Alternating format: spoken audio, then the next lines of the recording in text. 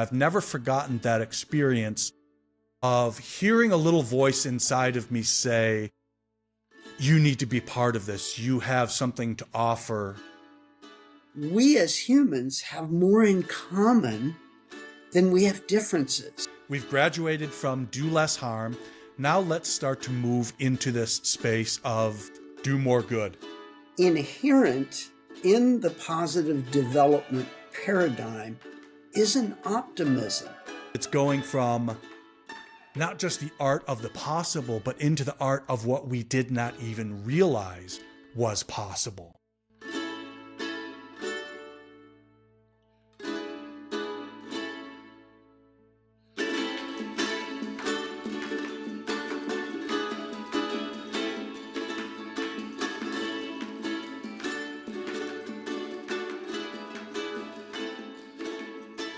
Hello, and welcome to the Positive Development Podcast. My name is Bart Colen, and this is my co-host, Dante Ciolfi.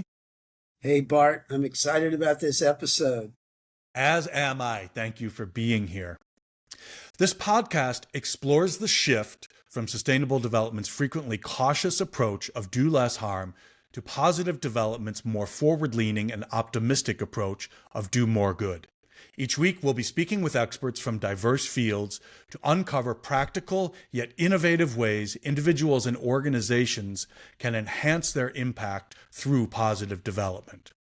For proceeding, I think it would be useful to provide some context to all of our viewers regarding exactly what is positive development and how does it differ from sustainable development. So very briefly, I'd just like to go through the definitions of each, just to offer a bit of clarity. So the definition of sustainable development is development that meets the needs of the present without compromising the ability of future generations to meet their own needs. By contrast, the definition of positive development is processes which support the creation and expansion of positive social, environmental, and economic outcomes whose benefits are not only enjoyed by the current generation, but which actually grow over time in scale and scope to also benefit future generations. So the essence of this shift from sustainable development to positive development is a very fundamental shift in mindset. It is going from thinking about mitigation toward enhancement. It's thinking about not how to balance certain things, but how to blend them together so that certain elements which may otherwise seem to be in conflict with each other, for example, positive environmental outcomes and positive financial or economic outcomes, aren't seen as being in opposition to each other, but actually blending together so that they can be mutually supportive. Again, thank you for joining us on this podcast. And again, my name is Bart Colen. I have a background in environmental compliance, including with the World Bank Group, and I was also the CEO of a tech startup in Southwest Florida for a number of years, and in the course of which that's actually where I met Dante. And we've worked on, I don't even know, Dante, how many projects in the meantime, but there's been a little bit of an approach of, if you have a good team, why break it up? Yeah, the projects were so much fun that we did with students. I kind of miss those weekly meetings in a way. Yeah, as do I. Well, we're doing our best to replicate it here, so we'll see how all of that transpires into the future. So, to provide a little bit of background to this podcast, and more importantly, to positive development in general, what I'd like to do here is just provide a little bit of background as to how the concept of positive development first came to me. Really, it came to me on the back of three main things. The first was, this was a number of years ago that I was on YouTube and I came across a video that looked very intriguing, and it was a broadcast from Australia. It was a weekly news program, a little bit like what 2020 used to be in the United States, and it featured a family, the Andrews family, in particular a man named Peter Andrews, and Peter had discovered a methodology for restoring the natural function of the Australian landscape. And It absolutely just blew me away. It was like a bomb went off inside of me. And even though I'd had a pretty lengthy career in environmental issues up to that point, I certainly knew very, very little about things like regenerative agriculture, but it was very interesting. And I've never forgotten that experience of hearing a little voice inside of me say, you need to be part of this. You have something to offer in terms of helping to bring this process globally. And eventually I did strike up a good friendship with Stuart Andrews, who is the son of Peter Andrews. And he is also a farmer, as is his father, Peter. And he's also a teacher of natural sequence farming. So that was sort of the first thing that led me down this road toward positive development. The second thing was an experience I had over this past summer of 2024, which was taking a certification course online from Babson College in Boston. It was called From Corporate Social Responsibility to Corporate Social Innovation. And it was fantastic. Cheryl Kaiser and Ken Freitas, who were the facilitators of the certification course, were fantastic. The people they interviewed, who had different backgrounds in CSR-related activities, they were fantastic. And they really put a fantastic cherry on the top at the end. They interviewed a gentleman by the name of Ramon Mendiola, who is the CEO of a Costa Rican company called FIFCO. And for actually quite a number of years now, he and his company have been doing such fantastic work. I mean, really the quintessence of positive development in so many ways. So that was the second pillar. And then the third and final thing is something that's been going on with me personally for a number of years, which has been a process of stepping back from my intense degree of certainty about certain ideas and certain concepts, and actually questioning, okay, where did I get these ideas from? How reliable are the sources from which I got these ideas? And even if some of these concepts in certain contexts may in fact be true, are they necessarily always true? So for me, that was a very strong iterative process of working out whether so many allegedly commonsensical notions were really quite as commonsensical as they've often been portrayed to be. So I got to thinking about that, and I found, quite honestly, a lot of the ideas that I certainly have lived by through most of my life, I found them wanting. I found that they weren't quite as fixed and rigid as I'd been led to believe, or as I had perhaps allowed myself to believe. So that was really the final kicker, because what did it was, on the back of learning about NSF in Australia and seeing how this process supported both environmental and economic benefits, and also learning from Ramon Mendiola what he's been doing down in Costa Rica, I came to realize that in a lot of areas where we see trade-offs, there are actually synergies which are possible. You can do the right thing by society, by the environment, and also by either the corporate bottom line or the larger micro or macroeconomic setting. So I got thinking in terms of thinking about synergies rather than thinking about trade-offs. So what this ultimately concluded in was a eureka moment where I literally stopped and asked myself, just a few feet away from where I am now, I asked myself, what would be the name for this process? Because I never felt comfortable with the term sustainable development. And I asked myself, what would be the name of the process which expands and creates positive social and environmental and economic footprints, rather than staying in sustainable development's approach of trying to mitigate and minimize negative social, environmental, and economic footprints. And the name came to me in a flash. I thought, oh, it's positive development. That's what it is. So while that may seem like a simple shift in semantics, it has honestly opened up my mind hugely. such that within the course of just a few months, I'm starting to reach out to people about consulting services using this new paradigm. I'm actually in discussions with some governmental ministries down in Costa Rica about setting up the first large-scale, multi-stakeholder positive development project. So that seemingly simple shift in semantics has actually led to a really huge mindset shift in terms of how I look at things.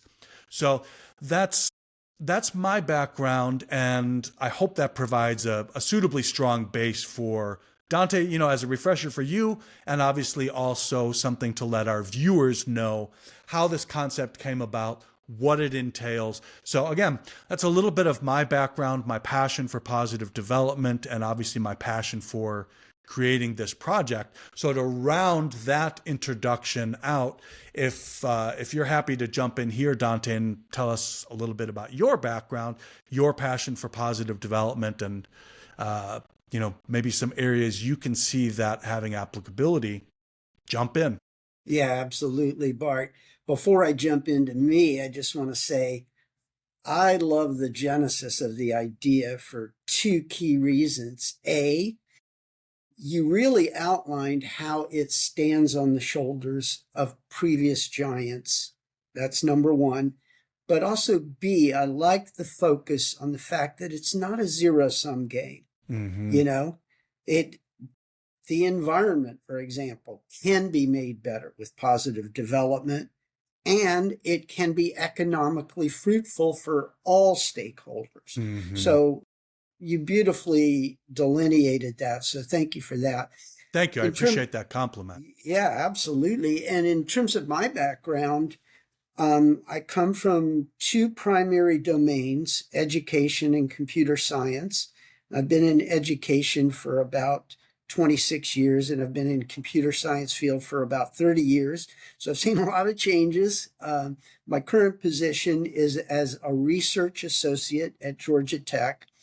And one of my key foci is this course called Computing for Good in our graduate College of Computing. And we do project work for various nonprofits around the world. So, for example, we work with a blood bank in sub-Saharan Africa that has a variety of countries involved in inventorying and keeping track of blood supply so that people, in various emergency situations can leverage that effectively. Because as you can imagine, that type of thing is very time sensitive. Mm-hmm. So it's got to be tracked in real time. Mm-hmm. But our projects are really interesting at Georgia Tech. It's everything from artificial intelligence to data science to standard front end type development. Our current semester, as people are viewing this, is obviously the spring 2025 semester. And we've got a great cadre of projects, including solar mini grids in Kenya and Uganda, in areas there. So just love what I do, feel so fortunate. And we had a good time, Bart, when you worked a little while back with our project in natural sequence farming that you mentioned. And that was so much fun when you and I were both working with our students at Georgia Tech. It was a good time. And with Stuart. And with Stuart. I mean, Stuart, that's the first time I had met him. And what an amazing guy and what an amazing program. And his whole paradigm in natural sequence farming. What's funny is today I was on a run on the WNOD running trail in Northern Virginia, and I met a guy. No, this was yesterday. I met this guy from Australia. I could knock myself in the head because I didn't ask him about natural sequence farming, but it was just interesting meeting that and the weird confluence that we're talking about natural sequence farming. Right. But anyway, passionate about what I'm doing. Passionate about our podcast, Bart, and the concept of positive development just could not be more charged up.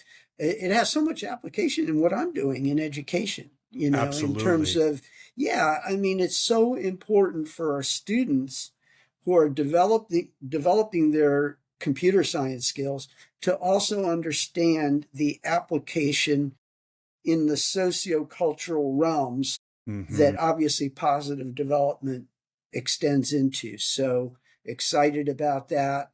And, we have a concept at Georgia Tech called project-based learning. It's not unique to our university. It's a concept in the field. And so project-based learning, of course, we create the projects like what you and I worked on, Hmm. and students have an opportunity to really understand that that basically positive development again is not a zero-sum game. I know I'm repeating myself, but that they can make all these things work, obviously in the nonprofit realm, but from there the sky is the limit. They can go into corporate work and other types of NGOs and anywhere they want to take it. So excited about the concept. Yeah, thank you. As and viewers viewers of this podcast are going to get used to seeing and hearing a lot of this. Almost invariably, whenever you and I talk, it's almost like we've read the other person's mind in advance, because you're talking about the centrality or the potential centrality of the educational aspect of positive development. And I think that's so essential because these younger people, I know you're talking graduate level people, so some of them may be a bit older, but I assume a lot of them are, probably younger than you and I. And these are a lot of people who are coming up in a generation which I would say, thank God, is almost kind of demanding something like this. It's become quite commonplace right now, and I would say favorably so, that companies are advertising the good that they're trying to do in relation to sustainable development, you know, different brands of tea getting certified by the Rainforest Alliance. So that educational component, I think, is really key because it affords educational institutions and ideally private sector organizations working with educational institutions to bring up the next generations of people in business, in academia, and really schooling them in these concepts of how we all can work together collaboratively to figure out a way that, as you say, the good that we're doing for the environment can also be good for the bottom line, can be good for the wider society. So, as you already know very well, the educational component that positive development projects can have is absolutely vital. And that's one of the many reasons why I'm so happy to have you on this podcast, is because we both share that same vision, and you also have that experience and can help guide the integration of positive development into higher education, which to me, I think that's absolutely fantastic. Yeah, and what I really love about what I do is, we have a lot of students that come in with kind of a multidimensional approach to their chosen profession, computer science. However, a lot also haven't really thought about it in a meta fashion. In other words, why am I doing all these things and how can I do them in a broader and more expansive manner by thinking about what I'm doing while I'm doing it. And I know that sounds a little spacey and granola, but a lot of them come into our course, for example, and a common quote I hear in some of our online educational forums is excited about Project X, looking forward to applying my AI skills in an area to benefit cause Y. So they really start to think in those ways, and that just fires me up even more. So when I see that. Yeah, it's interesting that you say that because you mentioned a few things a couple of minutes back. First of all, you talked about, I believe it was, you said, was it project-based learning? Was that the term you used? Correct. Correct. Okay, and you said that's obviously not unique to Georgia Tech. That had been in common parlance before. And I think it's important to point out to people too that while we're applying this new name of positive development to these types of things, obviously, certainly in recent times, thanks to sustainable development, but also going back, you know, decades, maybe even centuries, it's not as though what we're now calling positive development has not been done in the past. Has been done in the past. It's more about framing the best of what's been done in the past with the best of what we know can be done in the future, but maybe providing a bit of a framework in which those things can be addressed so that when a student is saying, I'm really interested in using my AI skills to support Project Y, instead of just thinking in terms of Project Y, maybe starting to see Project Y as part of an overall paradigm and therefore opening up their minds more broadly to see the other areas in which their talents and abilities and inclinations and desires can have a larger ripple effect globally. Does that make sense? Makes total sense. And I like the way you brought up the point that, in a sense, positive development has been around for a long time. Mm-hmm. But the canvas on which its impact is painted is going to change temporally throughout the Absolutely. ages. So the opportunities for applying positive development today are radically different than they were in early 1900s or whenever, you know. So, but the interesting thing too to me is that not only is the canvas changed in terms of where to apply positive development, but I believe because we've had X amount of decades of thought by a lot of thought leaders, we also reap the benefits of new ways to apply what you stated as something that's been around a while. Yeah, and also on the back of that, and this is a common theme for me, and it really does inform a lot of my thinking. And so even though I might sound repetitive, I think it's repetitive to, hopefully to good effect.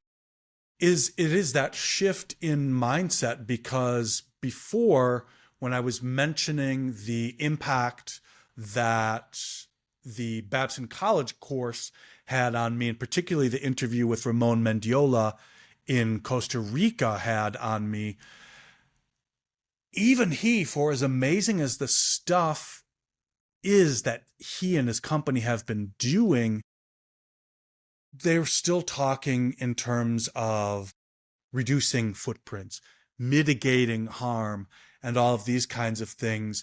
And I think that I feel like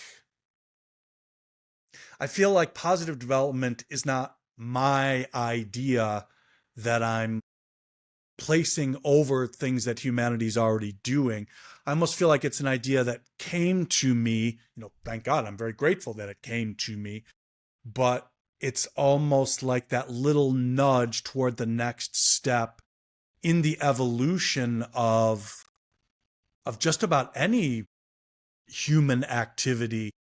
It's that little nudge of, we've graduated. We've graduated from do less harm. Now let's start to move into this space of do more good. So even though in a material sense, we might be doing some of the same things that we've been doing before, we're looking at them through the lens of how can I amplify the positive social and environmental and economic or financial footprints of what we're doing here, rather than just looking at mitigating the the negative or unfortunate ones. So I think that mind shift is very important. And that brings me to my next point is, and this is for the edification of our viewers, just so you know what the future format of this podcast will be, is it's going to be broken down into three main pillars. We're going to be asking each of our guests three questions. Obviously, they're going to be individualized for each of our guests, but they're going to pertain to three main topics. The first is going to be the shift in mindset, which positive development hopefully brings about. The second pillar is the practical impact of positive development in relation to all kinds of domains of human activity. And the third pillar is the global replicability of positive development so that it can spread, so that it can become a collaborative process where people all around the world are looking at things through this new lens and hopefully collaborating together to advance this concept. So those are the three main pillars, the first of which, again, being the shift in mindset. And for me, that shift in mindset is, again, it's very important. And as I'm saying this, I'm glancing over in the direction of my kitchen sink because I had an experience some months back where I was recording some music. In fact, some of the music I was recording is, in fact, the theme music to our Positive Development podcast. And I just was tapping on the side of the stainless steel sink. And I thought, wow, this is actually a really cool percussive device. And so I used that in the recording, and I got to thinking about all of the other things that you could do with a basic kitchen sink. I mean, you could put plants in there. It's perfect because you use the little stopper thing that has holes in it. So you put the soil in, the water leaches out naturally and slowly. A kitchen sink is so many more things, or could be so many more things than just a kitchen sink. It could be a percussive device. It could be a planter for plants. You could put fish in there. It could become a fish tank. It could, if you hook up little electrodes to one side, you could conduct heat transference exercises using a stainless steel kitchen sink. You can do all sorts of things. I mean, a kitchen sink, when you look at it with a new set of eyes, the kinds of things that our parents yelled at us to not do when we were little kids. A kitchen sink, my God, it's a living laboratory in physics. So to me, it's looking at things that we've perhaps become almost overly habituated to seeing only through a certain lens, and stepping back and saying, well, hold on, this is just a thought experiment here. We're not signing any checks. There's no money dribbling out of our bank accounts. Playing with these ideas is not going to cost us any money. Let's see if maybe there are other things that overlap with what we're doing in a professional context or in an academic context, things that have been in front of us the whole time that maybe we have not realized the full utilitarian potential of. So to me, that kitchen sink analogy, it may seem kind of silly in a way, but I think it does get to a very fundamental point that a shift in mindset is kind of everything, because if you look at the great inventors throughout history, it's exactly what they did. The whole reason why they created these brand new paradigms is because they did look at common everyday things and objects and did figure out a way to apply them in ways which were previously unimagined. So I think that shift in mindset, it's such a fertile playground for the human imagination. And if positive development does nothing else, I would hope that it would inspire people to consider different ways of looking at just about anything, really. Yeah, I mean, the utility of the kitchen sink, as you outlined, is in various domains.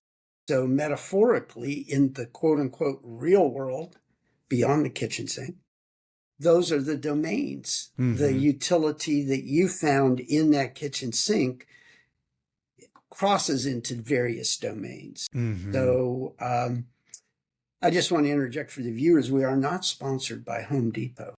Right. Just FYI. Right. Not yet. Well, so yeah. Yeah. And it is that mind shift. And you're talking about these various domains, which actually brings us very nicely to the second point, which again will inform the second of the three questions we'll be asking our guests, which is the practical impact of positive development in relation to various domains of human activity. And I know for this, you've got some ideas that you'd like to share. So yeah, please have at. Well, I mean, one of the greatest practical applications of positive development in my mind is the expansion of web development, which has occurred. That's obviously kind of my backyard, so to speak. And we've all been aware of the need for universal development when a quote unquote web application or website's created. But historically, applying those principles in an iterative manner of developing a web application is still lacking in a lot of Fortune 50 companies. Mm-hmm. We have a metric tool called Lighthouse, which is a product of Google. Again, we're not sponsored by Google. Mm-hmm. We're not favoring it over other metric tools. Right. But for example, it provides real-time feedback on accessibility and performance, which are integrally related to accessibility is the bottom line. Because if some application you create doesn't perform well in low bandwidth situations, like a 3G phone or something, that you've blocked out a lot of people from having access to that application. So performant and accessible applications, the reason I bring all these minute aspects of development up is because if an application is not constructed with that as its foundation, then it's super limited. Right. So through positive development, if we enlighten our students in computer science to create their applications with that as a baseline, and each time a new component is added to the application, holding it to the metrics that I just mentioned, performance and accessibility, then it's guaranteed that as that application evolves into a humongous thing, it's still going to be for everyone. It's not going to be for the narrow few that have a 5G phone or that have, fiber optic speed on their, internet connectivity. So the concept of positive development applies directly there because it has expanded the view of what an application should do. And I hinted at this earlier, Bart, that, right now, a lot of times we don't see that implemented in the real world. So by bringing that out through the educational process of our graduate computer science students, they at least know that that's possible. Can they always apply it? Maybe, maybe not. There are constraints on a corporation level sometimes that preclude that or cause some inertia, but it is there in the back of their mind. Right. The possibilities.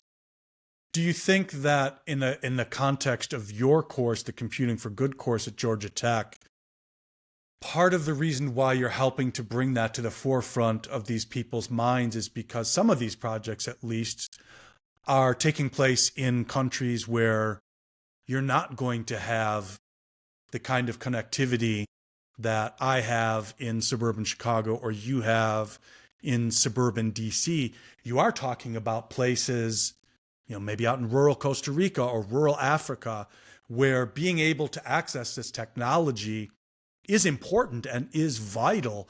And so by having students work hands-on with projects with this, it's maybe a way for them to step out of seeing things through a strictly more industrial developed Western point of view, and realizing, no, actually this technology has and hopefully will continue to have into the future applicability for people all over the place. So the kind of thing that you're talking about, I mean, it could be, in the case of a blood bank, could literally be a question of life or death.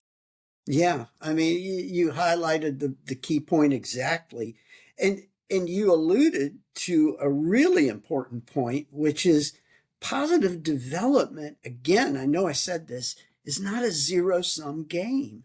By expanding access to quote unquote web applications, by making them universally accessible and accessible in low bandwidth situations, you've effectively not only on a moral level included a broader base of people, but on an economic level. Yes. Because now there's this greater group of individuals that have access to your products, if that is the focus of your business. Exactly.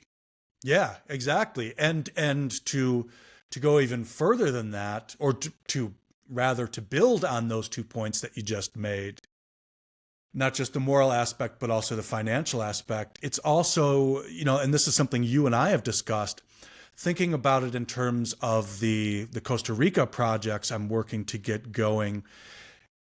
One of the things that I want to do, and hopefully there'll be a collaborative component with Georgia Tech on this, but it is providing these rural farmers with access via their cell phones to natural sequence farming practitioners like Stuart Andrews in Australia, so that as they are applying these principles on their land in the middle of nowhere in Costa Rica, they're going to be able to access via email or video or text or something like this.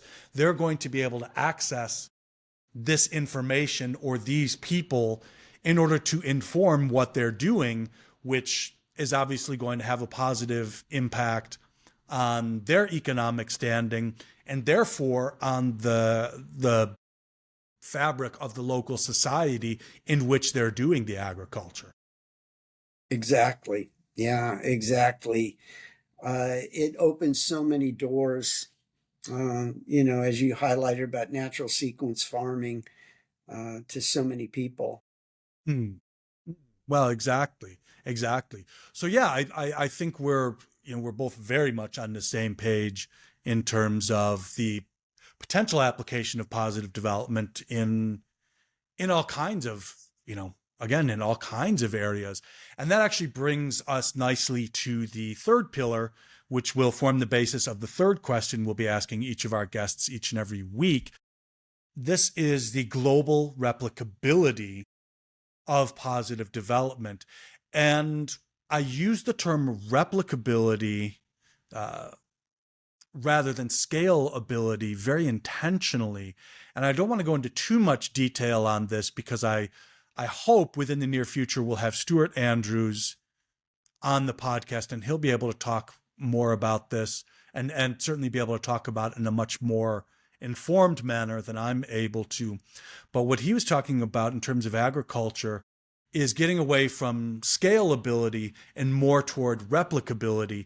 In other words, you're able to do the same good, but it's done more on a community level, which means that those positive impacts are more geared toward the well-being of a local given area, but without divorcing what these people are doing in a given area from a wider globalized context rather.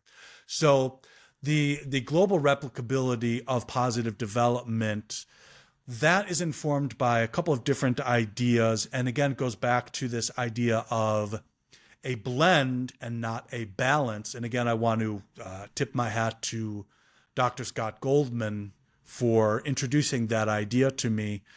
It's, again, working out creative ways to do more good in a way that they meld seamlessly with doing well financially, which is something that we've been discussing today, so that each of them benefits the other. Yeah. And a big part of that for me is just throughout my life experience, not just professional, but interacting with people on any level. Usually what I tend to notice is that most problems come about not so much from a disagreement about means or manner to approaching certain things. I mean, there's always going to be an element of that. But I think a lot of times it just comes down to less than optimal human communication. And another point which Scott Goldman addressed in his interviews. Now, Scott Goldman works in athletics. It's a completely different field, but he is a psychologist, and I think this is very germane to what we're discussing here today. And in fact, now that I think about it, I will include links to the 2 interviews I saw with Scott Goldman, which gave me some of these ideas. They're well worth viewing because they do have a lot of overlap with positive development. He made an interesting point that when he goes into sports franchises, he noticed that some of the most unsuccessful ones were organizations in which the people at the top of the pyramid would figuratively and literally put certain slogans up on the wall of, this, that, or the other, but they were things that just didn't really register with people the further you went down the pyramid. Whether it's other people in administration, certainly down to the players themselves. And he introduced some really basic ideas, almost elementary seeming ideas of, instead of saying, the general manager of a sports franchise deciding this is going to be our slogan for this year, putting up whiteboards and giving players 5 or 6 weeks just to write ideas down, write their own little slogans down and see what appeals to them. And he said invariably what would happen as a result of doing this was that they would hit on 1 or 2 very common themes that really resonated with the players in each and every team, so that these overarching ideas and approaches to their work as an athletic team, they came up from the bottom rather than being imposed from the top down. So that, I think, is a very important thing, because in the work that I'm looking to do, both in terms of shorter term consulting contracts and also major projects like the Costa Rica project, is really, really, really engaging meaningfully with stakeholders, not seeing effective communication and stakeholder engagement as a means to an end, but seeing it as an end in and of itself, to the point that when I'm reaching out, for example, these governmental ministries in Costa Rica, I'm entirely focused on what do people in their position want? What are the kind of positive outcomes they would like to have? And what are some ways that I can not only provide them with what they're looking for, but maybe also things of a positive nature that they didn't even realize they could have. In other words, it's going from not just the art of the possible, but into the art of what we did not even realize was possible. So I think that's a very, very important thing in any organization, because this comes back to some of the challenges that these excellent people working in corporate social responsibility, who were interviewed as part of the Babson College certification course I took over the summer, they're talking about the very real difficulties they face in terms of getting buy-in from the people within their organization, whether it's the supply chain people, whether it's the people on the board.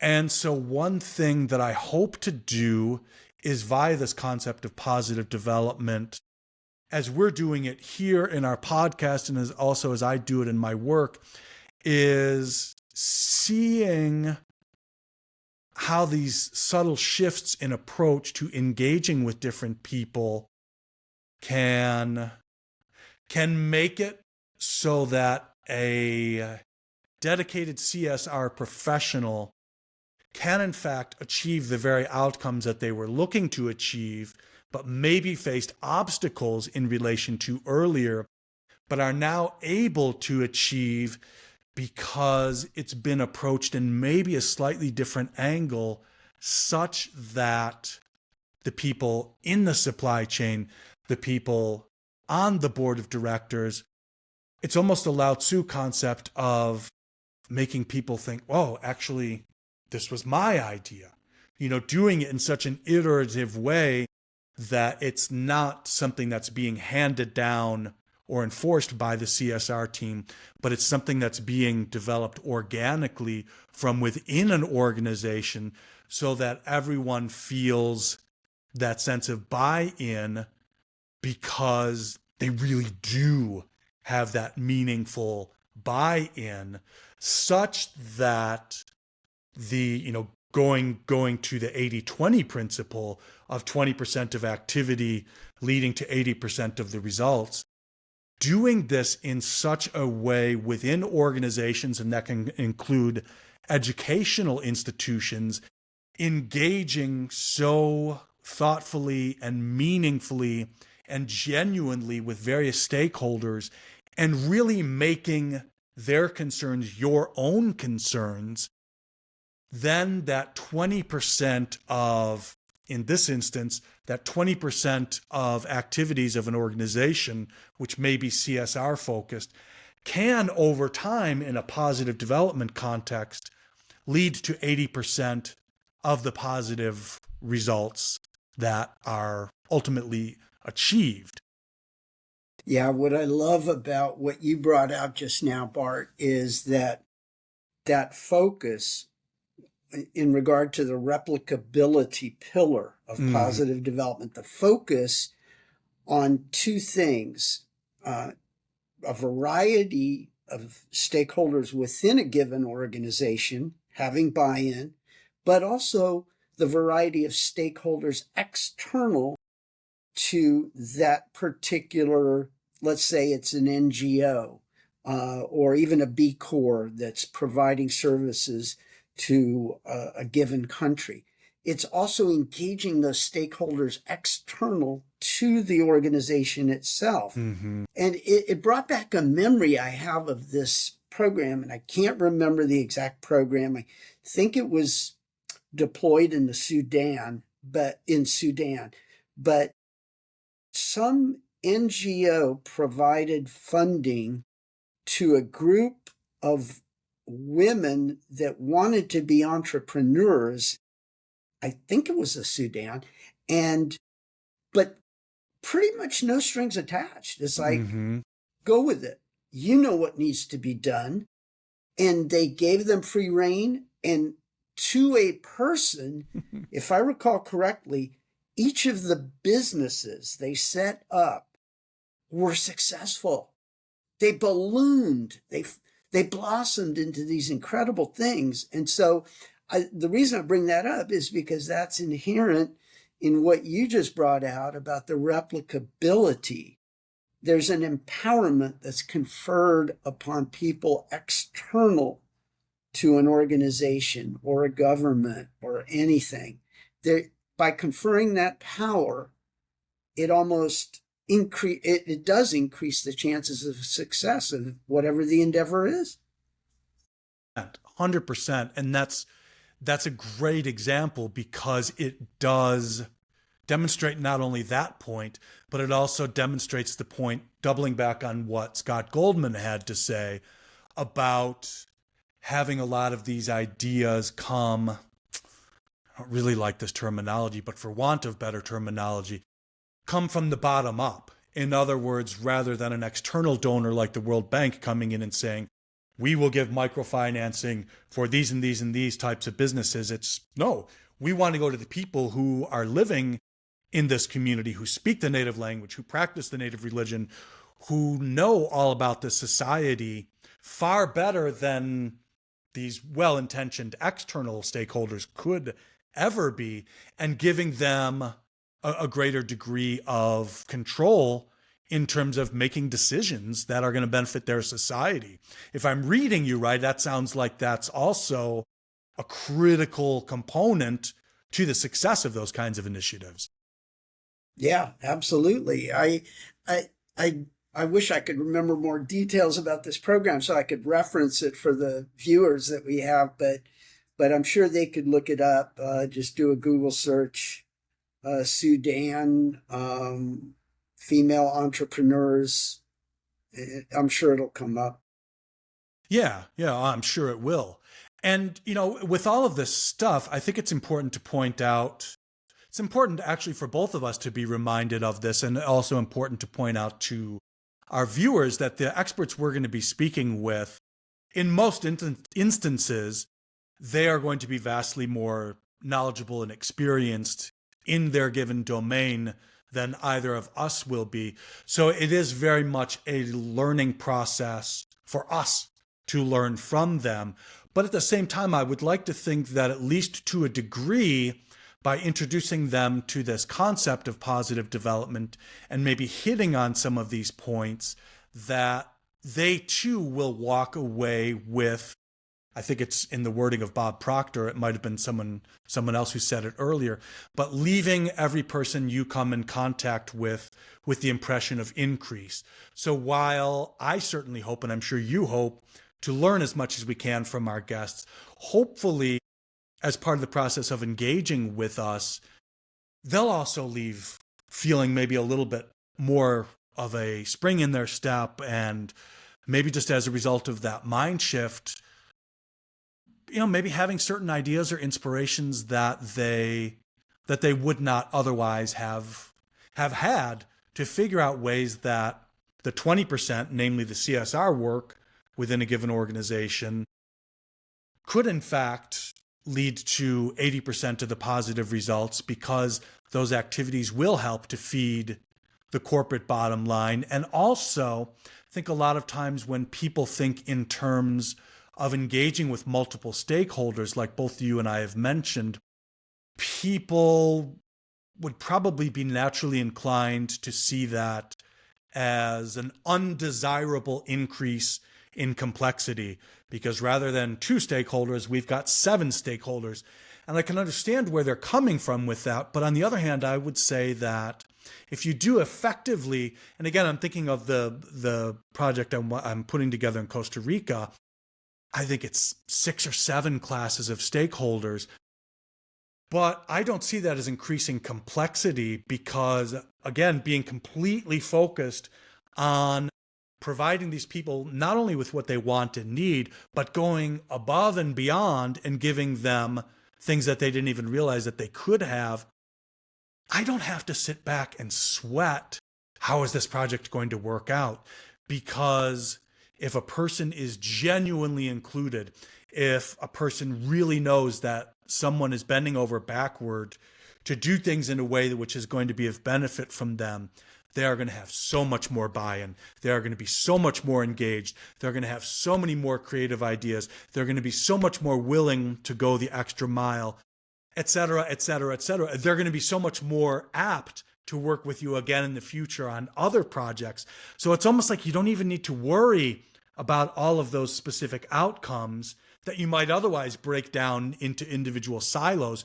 If you are really focused on giving those people the best possible outcome that they can get, then the quality of the project is naturally enhanced by your having done that, so that those 6 or 7 stakeholders in Costa Rica, for example, don't increase the complexity of the project. They increase the quality, the breadth and depth and scope of the project. Does that make sense? It makes total sense. And I love that you addressed a common concern that seems to rear its head a lot, which is fear of the complexity. First of all, there is no real complexity, but even if there were, we as humans have more in common than we have differences. 100%. So Yeah. So when you have this ostensibly broad or large number of stakeholders, that's not a bad thing. No, That's a good thing. absolutely. Absolutely. It comes back to, I'm a big fan of, you know this, but the viewers won't know this. Yeah. I spent the calendar year of 1991 living in Australia. And one of the main sports where I was in southeast Queensland, I was in Brisbane. One of the main sports in that region is rugby league, which is actually a distinct sport from rugby, which is confusing in and of itself. But I've become a really, really big fan of the sport over the years. And one of the commonalities, and it's absolutely unmistakable in all of the best coaches in rugby league, and I will name drop because I know we're going to have some Australian guests on there, and they will know some of these names. Wayne Bennett he's coaching right now. He's in his 70s. He's sort of the Vince Lombardi of rugby league. And what his players invariably say is that he's very player focused. He focuses in on my individual needs in terms of what I'm doing on the field. He simplifies it. He does not overcomplicate things. He plays to my strengths. He works with me to figure out what my strengths are and then gives me a very simple set of instructions, usually never more than two things for the player to focus on within a game, and boom. He's got multiple stakeholders, but they're all working together, playing to their own individual strengths. And by doing that, they naturally perform better as a team. So there you have multiple stakeholders, 13 players on the field at any given time. But because they're all rowing in the same direction and because all of their needs are being met as well as they possibly can via their coach, their performance is through the roof. I love that metaphor with rugby league. But you know what I really love is it highlights the importance of having that external coach, because sometimes you'll have a group of players and they're coalescing and they're doing some pretty good things, but it requires that external set of eyes to kind of understand those strengths. And that's where an individual, like you with the positive development paradigm, can see those strengths objectively, and determine the best way to galvanize everyone's strengths into a positive product and outcome. Yeah, I thank you. I appreciate that Yeah. point. And I, obviously this podcast is not a commercial for any of our services or anything like that. But one thing that I will say on the back of that, why I do think that consulting services, whether it's mine or anyone else's, one of the benefits that naturally goes with that is the fact that it is an external party. It is someone who is able to view things via a new lens, because the analogy I always use is you can have perfect 20/20 vision, but if you're holding the newspaper 2 inches in front of your face, no matter how spectacular your vision is, you're not going to be able to read the newspaper because you're so close to it. So that's why even if an external person coming in doesn't know as much about the nuts and bolts of certain things as the internal people will know, that person has that little bit of distance. And if that person comes to it with hopefully the kind of humility that I intend to approach it with, they can provide a little bit of context and a little bit of an external view of things, so that the people within the organization can actually start to see certain things in their own organization a little bit more clearly. So yeah, I think that's a very, very valid point of that fresh external perspective. And the great thing with all of this stuff, and I think this really kind of puts a bow on everything that we've been talking about here, is that the process of ideation that you and I have engaged in for many, many years, and led to all sorts of cool ideas in relation to the social media company that we worked together on for years, and also now in relation to positive development in this podcast, and certainly something you're looking to do at Georgia Tech now, I'm looking to apply in my consulting, is this absolutely unlimited, free thinking, open minded, just right brain, creative brainstorming. Doing that first and foremost, because what seems to happen a lot of times, whether it's as an individual or as an organization, when you approach most people and ask them if money, time, and any other limitations were not there, if money were no object, what would you want to do most in life? And if you're lucky enough to come across a person who's actually thought about that sufficiently that they could give you an answer, what I've noticed, and I'm sure you and our viewers have noticed this too, and we've all done it, is a person will say, yeah, I'd love to do this, without even breaking syntax, without even putting a period at the end of that, I would love to be able to do that. They immediately insert the comma and say, but I can't do it for this reason and this reason and this reason. And they've got a whole laundry list of seemingly practical reasons that they're going to spit out at you, telling you why they can't do that thing that they really want to do. Now, some of those things might be valid. Some of those things certainly will be valid. But what the hell, if you're going to try to get to that place that you want to go, the last thing I think a person ought to do out of the gate is immediately start telling yourself all the reasons why you can't do it. Put that aside. Put that in a box. Have your right brain brainstorming. Write down all the things you'd want to do, all the possible ways that you can do it. Then you can start applying the left brain to break it down and say, okay, I've let my imagination go absolutely wild. I've painted this great vision of what I want to do with my life, or what, in the context of the Costa Rica project, of all the great things that I want to do with all these stakeholders down there. Then you can step back and let the left brain move in and say, okay, I've got what the right brain wants to do. Now let's start doing the data, start looking at the data, start doing the research, start consulting the right experts, figuring out who those experts should be, what questions should we ask them. Then you start using that left brain to reverse engineer the process of how you can get to that place. In other words, you've utilized the best of your right brain creativity and the best of your left brain analytical, researching, practical mind. So I think that's a really important thing. And to me, whether it's in the context of applying positive development in a company like FIFCO in Costa Rica, or at an educational institution like Georgia Tech, the beauty of that is that there's a very, very, very effective and low-cost way to let the right brain go crazy with creative ideas, and then to have the left brain jump in and do all of the research. It's the feasibility study. Here, we've taken the lids off our imagination, let them go crazy.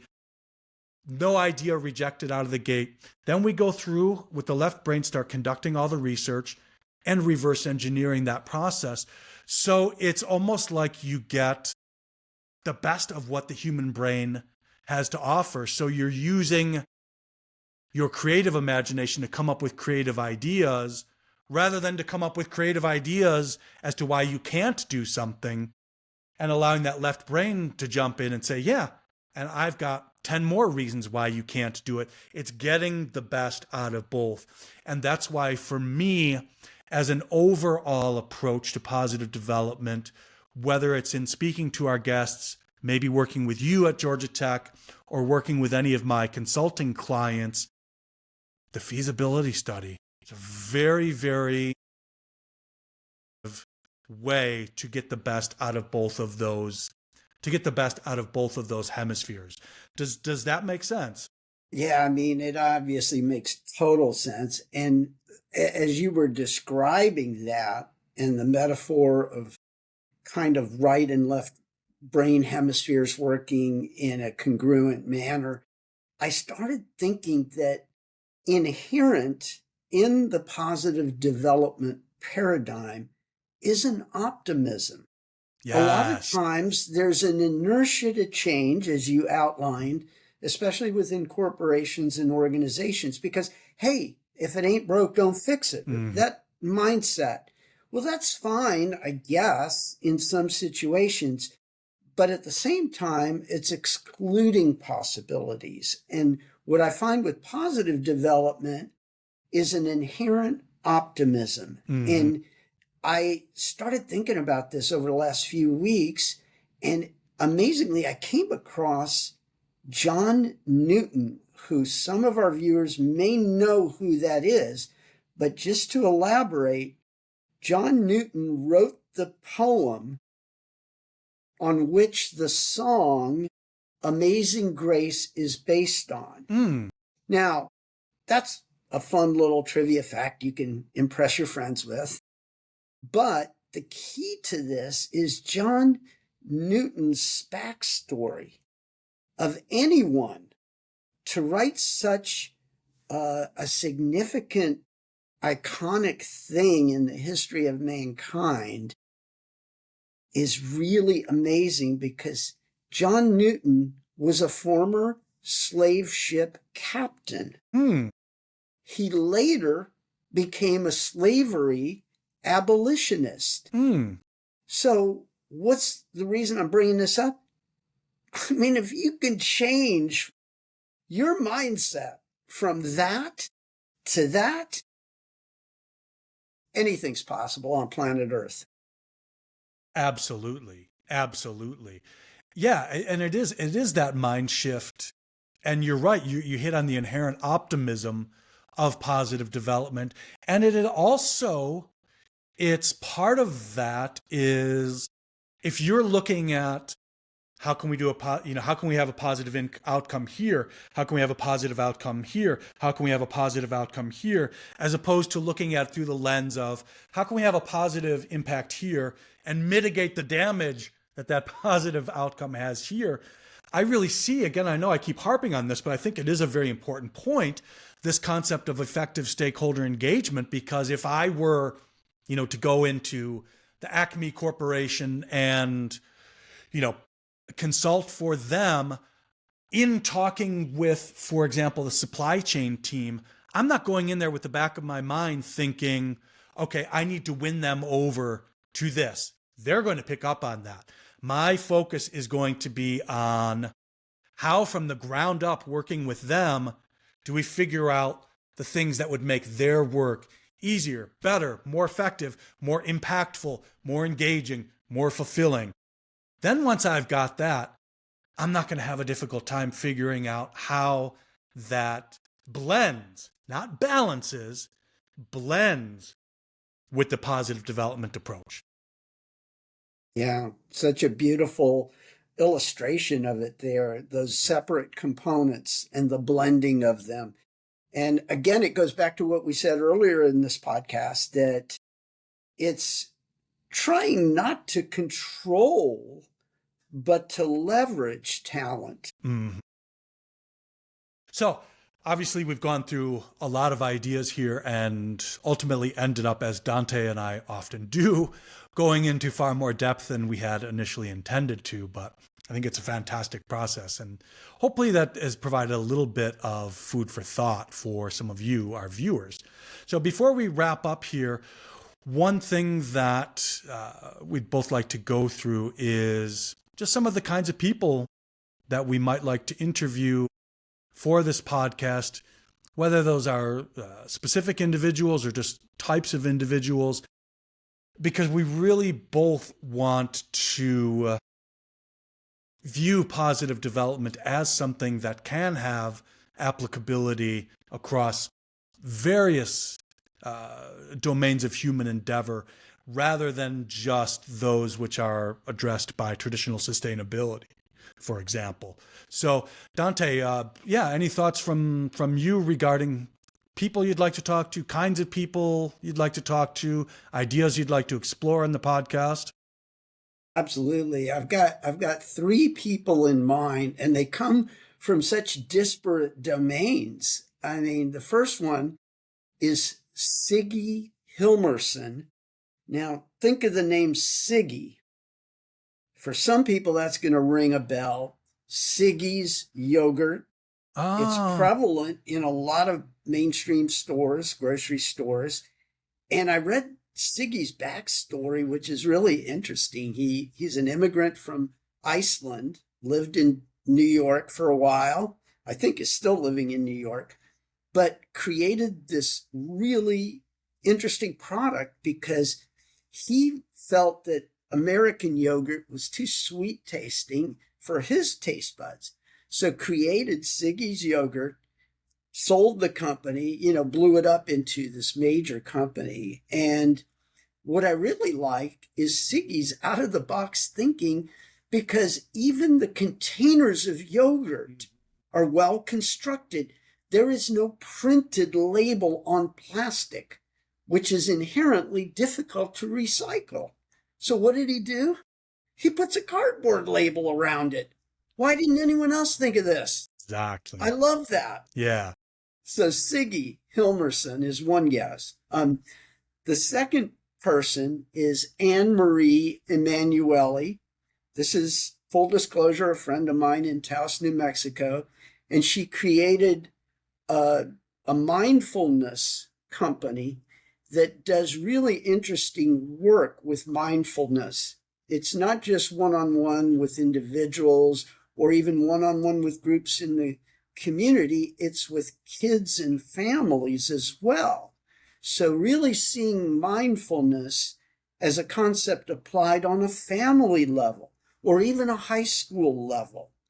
And very interesting person, Anne Marie Emanuele. And again, another friend of mine from Taos, New Mexico, Bruce Gomez, who is an award-winning Taos High School cross-country coach and artist. Go Tigers. And he's also a successful competitive distance runner in his own right and has a really interesting backstory. He's friends with all kinds of big names in cross-country running. And so those three, Siggy, Anne Marie Emanuele, and Bruce Gomez. Your thoughts? I didn't know that about Siggy, but I did know that about the packaging. So that's I'm all over that one. Yeah. Definitely, definitely. And it's interesting you mentioned Anne Marie. That's someone we had discussed previously, and that actually ties into some of the people that are on my list because you're talking about mindfulness. Someone I would eventually like to be able to get on the podcast would be Joe Dispenza, because he's done a lot of work with, I suppose, what you could call, broadly speaking, mindfulness. And it's very, very interesting because it goes back to a lot of the work that Einstein did. And in as much as I understand it, which very much a layperson's understanding, but it's apparently this concept that is now, as far as I understand, pretty widely embraced, or maybe even universally embraced in quantum physics, which is this idea that the unified field is the governing agency of the particle rather than vice versa. What does that mean? If everything is part of a unified field, then it is that thing that we've all heard, that it's the intention or the bias of the viewer that determines whether they see a wave or a particle in a given instance. And what that means in terms of a human mind, and here we come back to mind shift,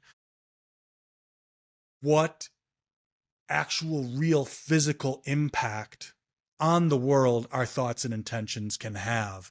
It's a fascinating concept in and of itself, certainly a fascinating concept in relation to positive development and the mind shift. So he would certainly be someone.